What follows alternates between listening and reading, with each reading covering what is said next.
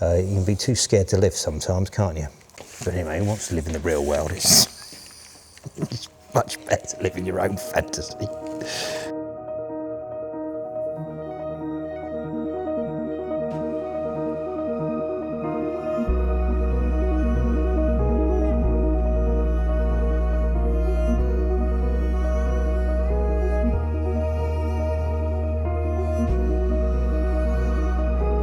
A lot of underbody heat in these things due to the sort of power of them, really. You know, these performance engines generate a lot of heat. You know, if you generate energy, which is power, it generates heat, and we need to shield stuff.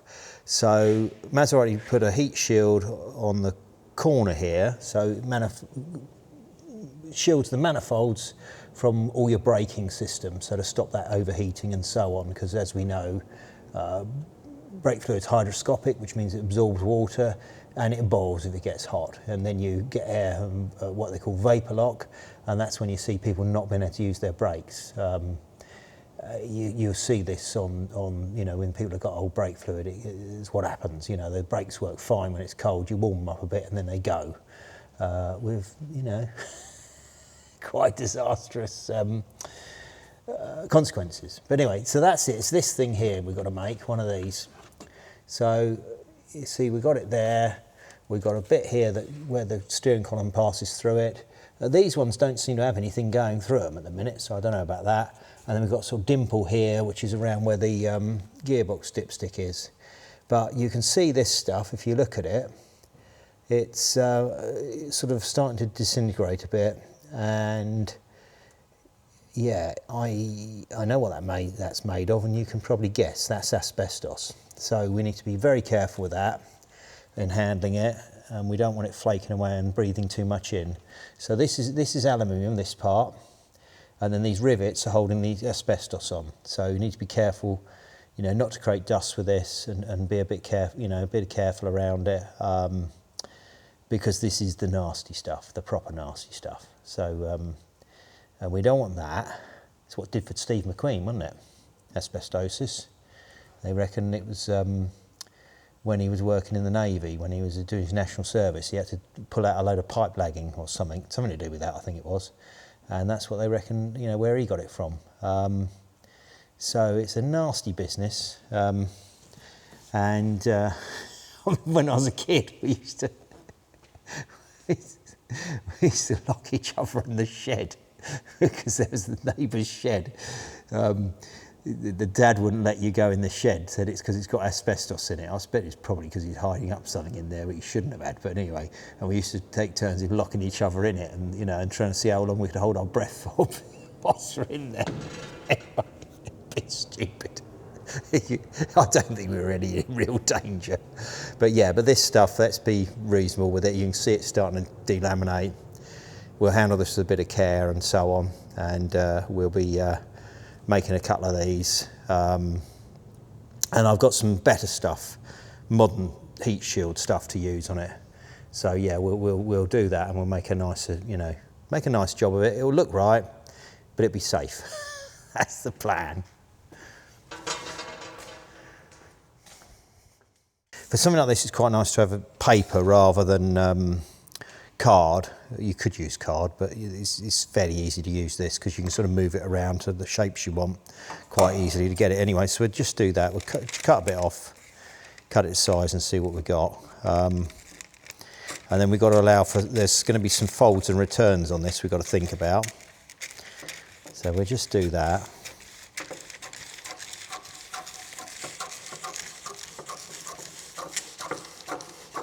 It always makes me think of my mum when I'm making these patterns. She was a haute couture seamstress, so made ball gowns for the debutantes' balls, the last of the debutante balls, and so on. She worked for an old lady on Abbey Road, just sort of near Abbey Road Studios, and so she watched the Beatles do that thing when they walked across the famous zebra crossing there. So.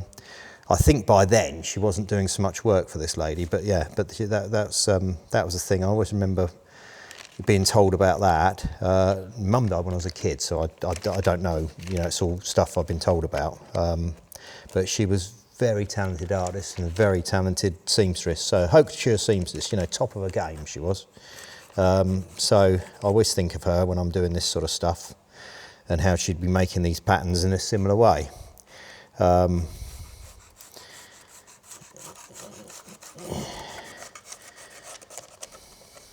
in deference to her dying of cancer, I should pay a bit more respect to this asbestos, but there you go. It's I think it pays not to be scared in life and to do stuff. Yeah, it's going to be all right if we don't muck about with this stuff, you know, if we don't break it up.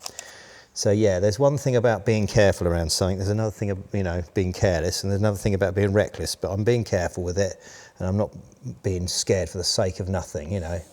You can be too scared to live sometimes, can't you? So I'd rather just get on with it and we'll work it out. So you see, you get the idea. We're sort of rolling it around, getting it there. It's going to be a bit bigger because we've got this on here, but we're just going to get this down to roughly down to size to begin with, and then we can try laying it over and see. So we've got an extra bit on here, haven't we? We've got to allow for that return there. So we just, you know, we cut it a bit bigger in places, and then we can just come down to size a bit in a minute. And then here, this is where it folds over and we'll trap that asbestos in there. So we'll allow again for an extra bit there. So if I mark it like that, but then allow myself some extra. So I know we want to come out there, don't we? Something like that. So I'll mark that up. I can finesse this in a minute, can't I? Now it's got these holes in it. I don't know what they're for. But I will reinstate them because we might find, you know, what they're for and realise we want them there. So let's put them in. Let's make it as they made it. Even if they weren't using it, we'll make it that they, you know, use the same. So pull that round there.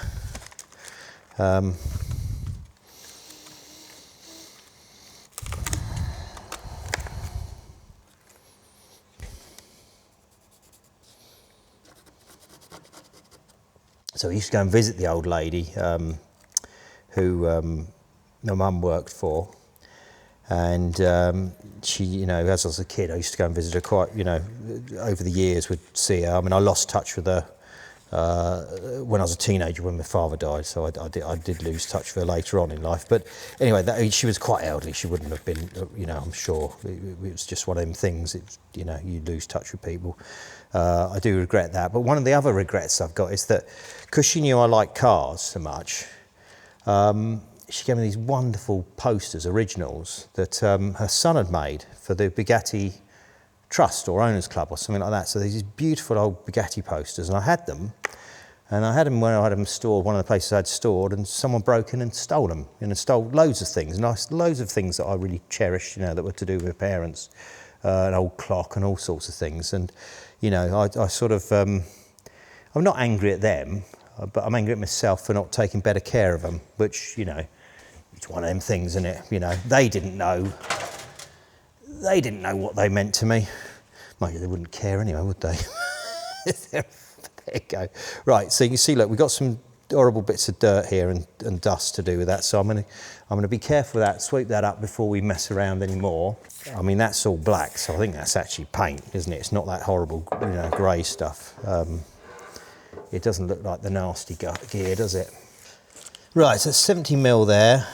So I think if we mark that up at 70 mil, that should do us, shouldn't it? Find something about the right sort of radius and we'll draw around that. That'll give us a nice curve, won't it? There you go, that's about it, isn't it?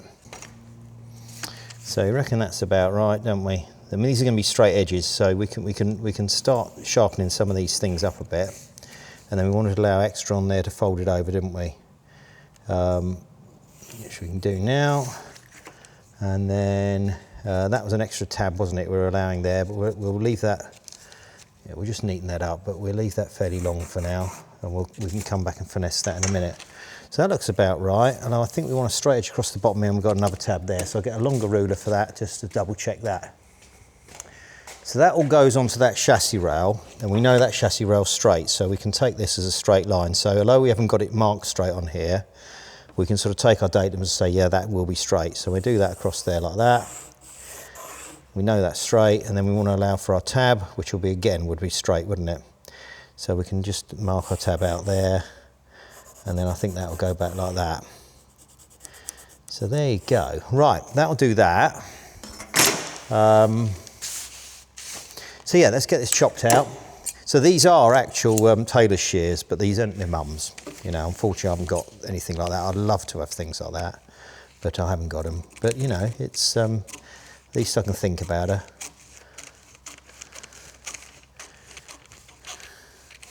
But I've got a lot of her paintings. She was a very gifted painter. And I've got some clothes she made, but nothing, you know, nothing sort of exotic like a ball gown or so on. But you know what I should do? I should look up this this old lady, shouldn't I, and see if I can find out anything about it. Because I don't know if she's a designer or she just sort of, you know, worked this thing. So you know, they would have had these. They'd have had their labels sewn in these things. So maybe out there somewhere is an old ball gown or something she made. You know, I don't know. But these days with the internet, you never know. You might be able to find something. Who knows? But I'm sure something exists still that she made. Whether I ever find it. There we are. Something to think about, isn't it? You can see how I'm obsessed with the past, though, isn't it? Because of this childhood I had.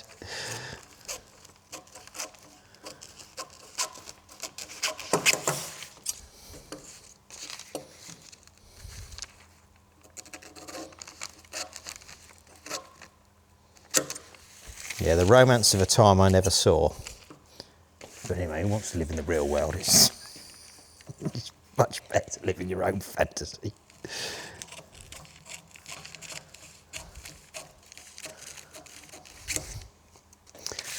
Right. Yeah, so I'm trying not to breathe this, you know, any dust in or whatever. And of course now my nose itches. I don't want to scratch my nose till I've washed my hands. Right, so there you go, that's not a bad little pattern, is it? That gives us that. This is why it's nice to use paper, because we can sort of lay it over this and it'll find its way around it, won't it? So you bet, you know, card is great for things where you've got other sort of folds in them and so on. But for this application, I think this will work well. So we can sort of tuck that in there so we know we've got enough in there. We can tuck this over here. That gives us, that shows we got enough there. We know that's going to do that return. That all fits about right. So yeah, we're not looking too bad here.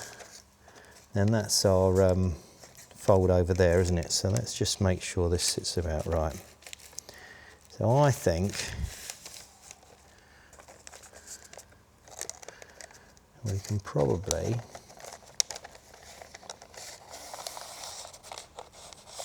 a little bit over there, but not too bad. And I think we can probably take that down a bit. So let's have a quick look at this. So I think we can back mark through here, like that.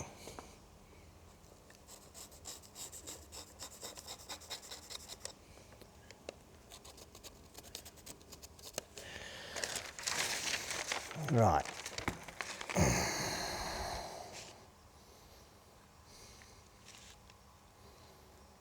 Yeah, so that just juts out there like that.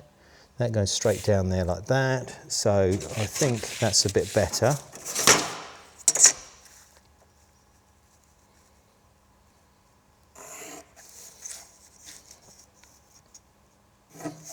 So there like that. Right, let's just cut that down, then double check it, and then I think we're all right. I think we've got a pattern then. Good. Move that out of the way.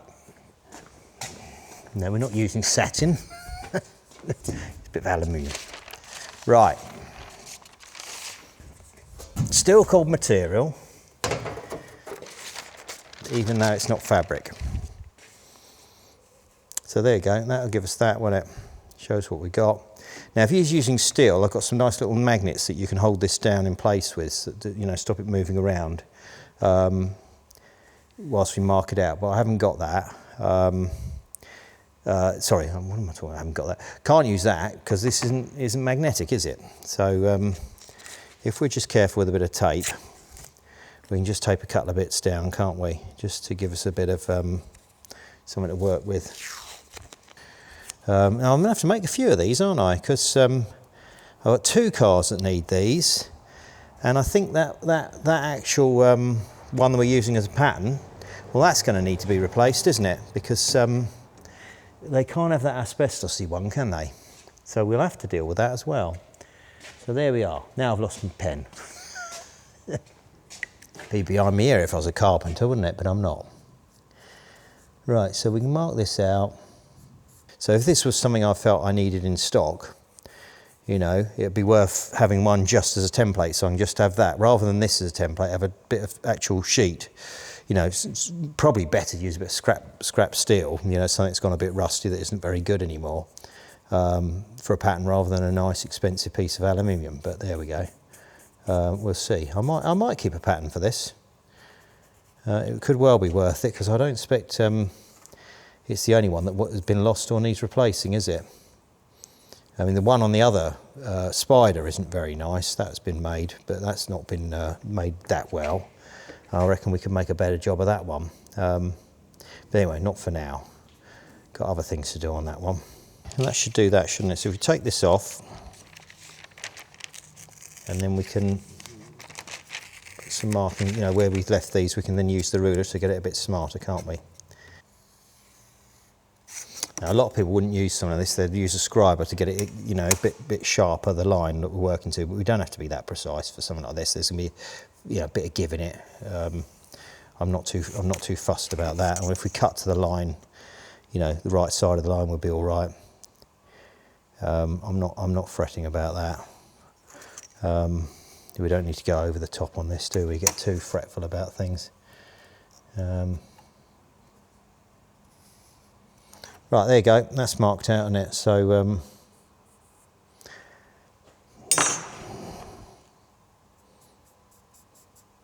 off to Madame Guillotine.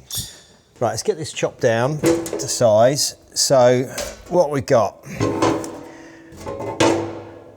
we take these lines of where we want, you know, we could rough this all out with a pair of snips and it'll be all over the place, but let's get it down to size quick. So we want to keep this, you know, straight through there. Then we've got a nice piece left over. And then we can go, that was another straight line we want, so we can go across there in the guillotine. So then we've got another reasonable size piece. I mean, we could try and gain some more, but then it'll all go wobbly with the snips. So that's why I'm doing it like this. So we get those two cut, so across there, then that, and then we can start getting some of the edges off down to size. So let's do that. And then, you know, we can then finish it off with the snips, as it were. But it pays to be as efficient as you can for speed and get as much metal off as quickly as you can and neatly as you can. You always want to do it neatly, because then you want to use it, I don't know if neatly is a word, in a neat fashion. There you go, still talking about couture, aren't I? Fashion.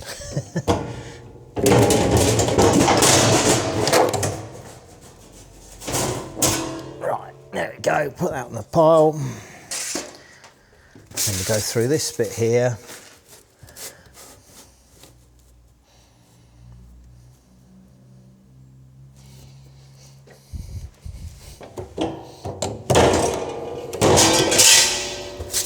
Right, there you go. So that's that one, isn't it, and that one. And now we can start sort of taking some bits off of here to get it nearer where we want it. So you want to be careful not to go over the edge when we get in here. You know, we don't want to sort of take too much off in one go and then make it too small, but we can get near the line and then we'll finish it. We can finish it off, you know, get close to the line. We can finish it off when we get out of there. So yeah, you can see, getting a bit more like it.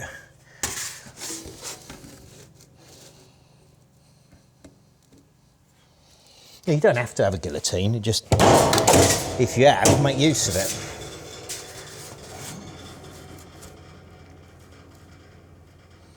Must be French, innit, guillotine?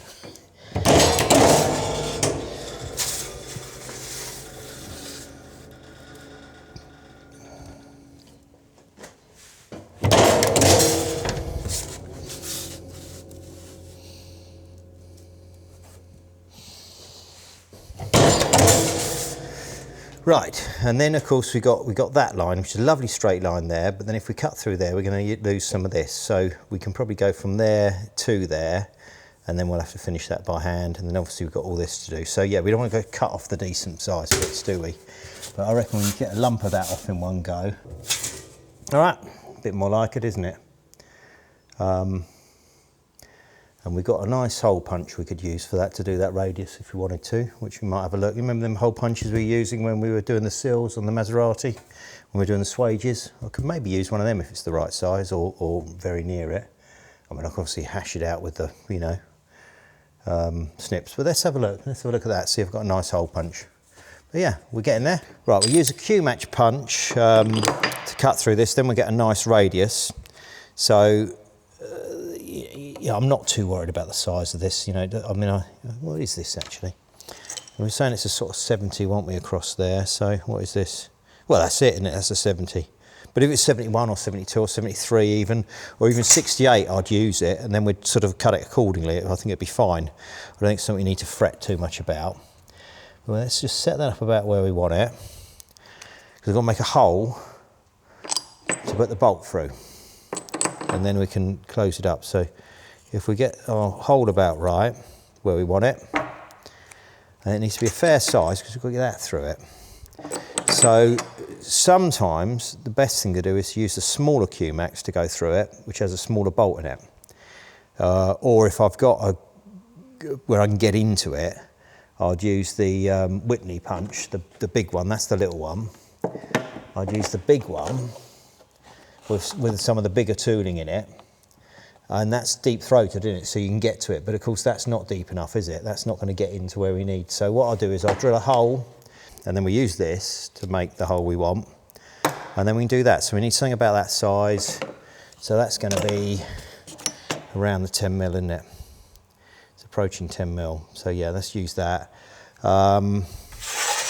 We could go in with a small drill first and then go up to size. So let's start with a 4 mil. And then we'll start with that, and then we'll go up to size, can't we? So we'll go up in a couple of goes rather than trying to go straight through that thing.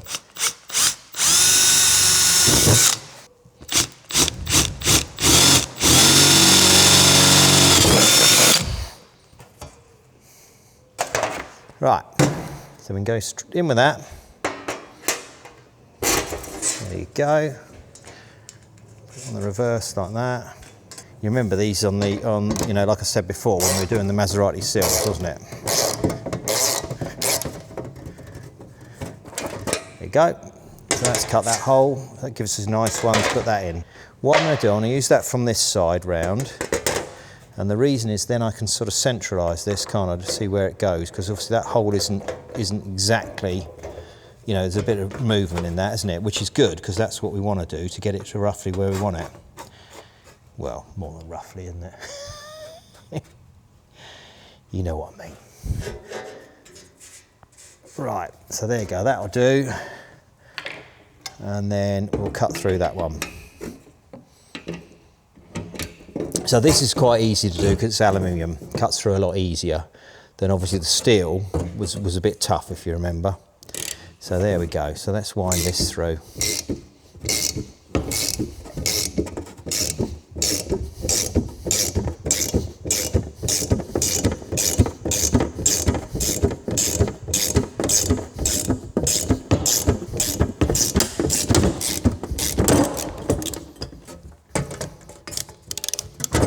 There we are. That's better, isn't it? And then we want to go up these lines, don't we? So they're quite straight. So what I'll do is, rather than using the aviation snips, I'll get some straighter ones and go up to there so we can get it a bit neater. And then we can come across these ones, can't we? And so on, and neaten these other bits up, which we might use aviation snips on. So if I take that out to the end here, this mark, so at least start off about straight. There you are. There you go, that's better, isn't it? Might have to tidy it up a little bit, but we're looking all right for that. And we'll go through these the same, because this gives a nice straight cut. Whilst we've got them in our hand. We could do that on the guillotine, actually, that one. We could have got that tighter. I don't know what happened there. I didn't think to do that as tight as perhaps I should have done. I don't know why I did that. Yeah, if you knew why we did things, you might know how to behave better sometimes. I'm getting bound up now. This is getting a bit tight on where you know, where I'm trying to cut. It's starting to get near my knuckles, isn't it, a bit? One tip when you're going into a corner like this is to use a little punch. You know, we cut a little punch mark, and then we can go up to that, and then it will stop it rather than wanting to sort of nip it a bit too further. And normally you can look down through the little hole in these and eye it up where you want it to be.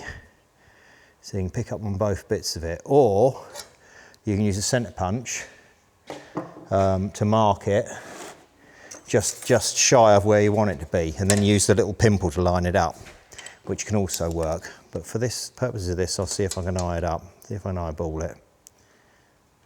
See how out my eyes are now, they're old. And then you don't want to be looking down it when you pull it, in case a little pellet comes out.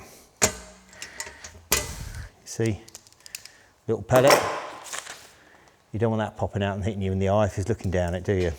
Which you wouldn't normally do it on aluminium. It's not normally that tight when you do aluminium, but when you're using steel, sometimes it tries to ping out because it's got a lot more spring tension on it, if you see what I mean. And then so we sort of go up to that edge then. We'll tidy that up with a file if we need to. And then we're into here, which you could do the same. We could put one of those little marks in it, couldn't we, and work to it if we wanted to. I think we will actually, just to illustrate what we're doing.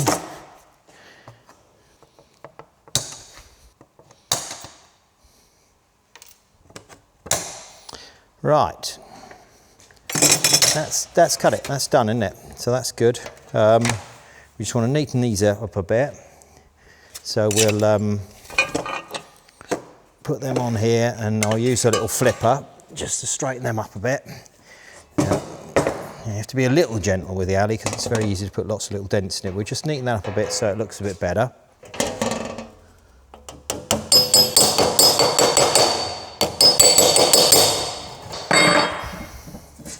That gets it flat. We could do just taking the edge off there because you just need to neaten that a little bit. I'll get a file for that.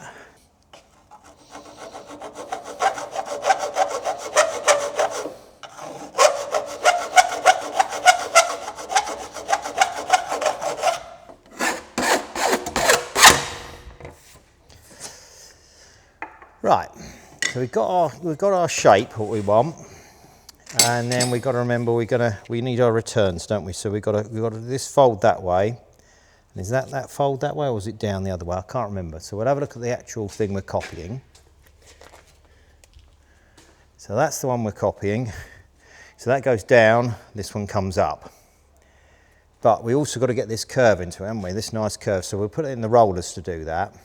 And we could do with chasing this thing in, couldn't we, as well? But let's not worry about that at the minute. We want to get this nice curve into it. And we need to get these returns on it. Now what I'll do is I'll break this in the folder to do that one before we put it through the rollers. Then we've got something to go back to. And I'll do the other ones manually after. So let's mark this off, what we want. Didn't measure that properly, did I? Right, put a little break in there on the folder, and then we'll do this curvature, and then we can use the shrinker to pull that round. Well, we'll set that after and then use the shrinker. But and we should really be deburring all the edges before we start, but we ain't got time to do that because we've got to get on. So might do that afterwards.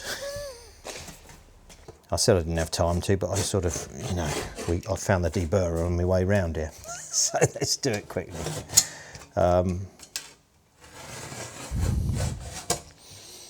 You know, it's easier to deburr it now when it's flat. When we sort of start shaping the metal, it'll become more difficult to do this. And we want it deburred, we don't want a load of sharp edges on it. That's that. Let's get this little fold just set in it. So we're not folding it up. That needs to be 90 degrees when it's done, but we don't want a 90 now because we're just putting a set in it. So we're just giving us a break so we can, you know, so that we've got a start for where we go, and then we can come back and we can finish it by hand after we've rolled it, because we're going to do that, and then we're going to put it in the rollers over there in a minute. So if we do that, we'll just put a set in it. So really we're just doing that. That's all we really need. You know, that puts that in there, and then it will flatten it out when it goes in the rollers, but then we've got a nice break in it to work to, haven't we? So we do that, then it's onto the rollers. And then we'll have a bit of shape in it. So we've got a lovely set of rollers here. Now I keep this grease scraper on it just to try and keep them clean. So I normally keep the actual rollers dosed up with a bit of WD-40 and that on top of it. Other people use carpet and all sorts of things, but I need to use what I need to use. And I've got some trash in the way, but anyway, let's not worry about the trash. But yeah, so we can put this through here. We'll wind this through here, and it will give us a bit of a, it should give us something to, oh, might have to unadjust it a bit. Why is that so tight? Right, okay, let's do that.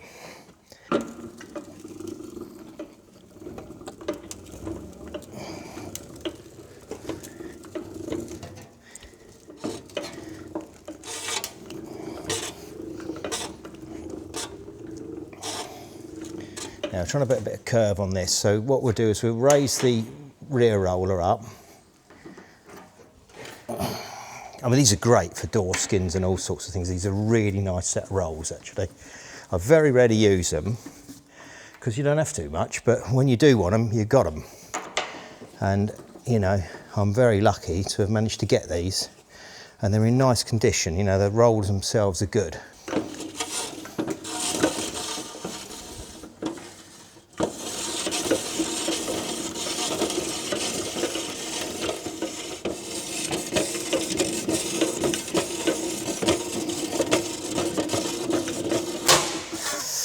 Right, need to raise this up a bit more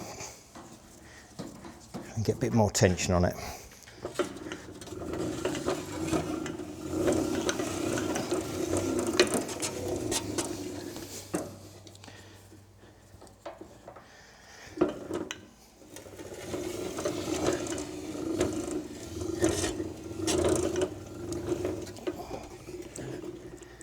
Should have cleaned some of the WD off them. That's the trouble. Why I'm struggling to get them to go through them.